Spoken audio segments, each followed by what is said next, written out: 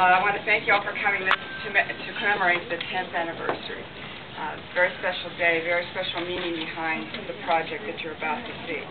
On September 11th, 2001, I started out my day as a normal work day, and I never thought that 10 years later I'd be sitting here.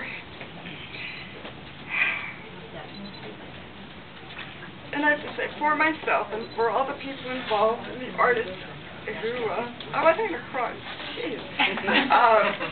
But everybody that worked on the project really soul-searched, did a lot of hard work, and you can, all of the little sheets on this side and over here are descriptions of their inspiration for their individual piece. I don't know if you're aware of how the project was started, but basically a big copy of the towers burning was worked on with Peggy Heineck, my graphic designer. Her and I put together this image. We blew it up onto 32 canvases, and each artist then got one canvas with just several lines on it, probably not much at all in some of them.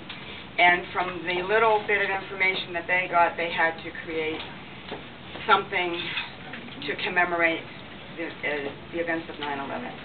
So some of them, you may not understand it just by looking at their piece because it was personal. So if you read their description, that'll mean a lot. And these artists also gave up the rights to their piece after they created it or before they created it, knowing that they were giving up to community artwork. So things were adjusted, maybe painted over a bit to make a cohesive, finished piece here. So I appreciate all the artists and the amount of work that they did, and also giving up the rights to their piece.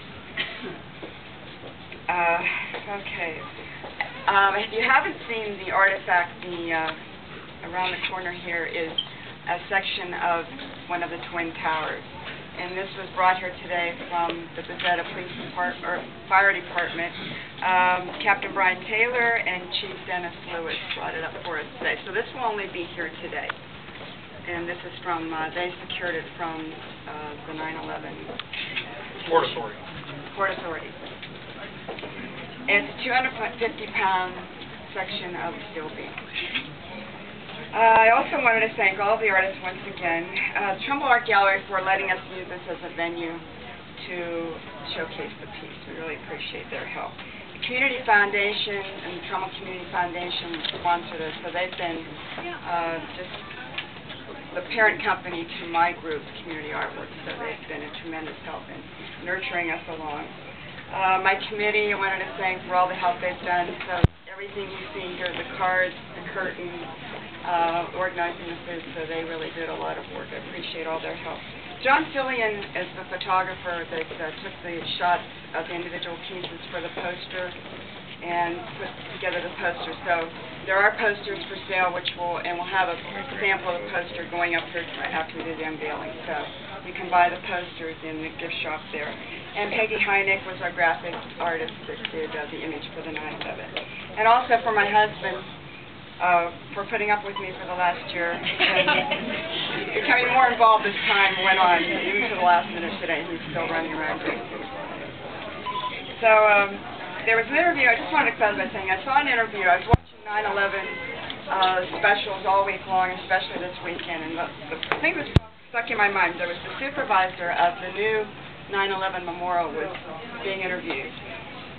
And he summed it up, which I think kind of hits the spot today. He said, "You can beat us up, but ultimately we will survive. We can't forget what shaped our history." So, that being said, if I can get my 4 tall people.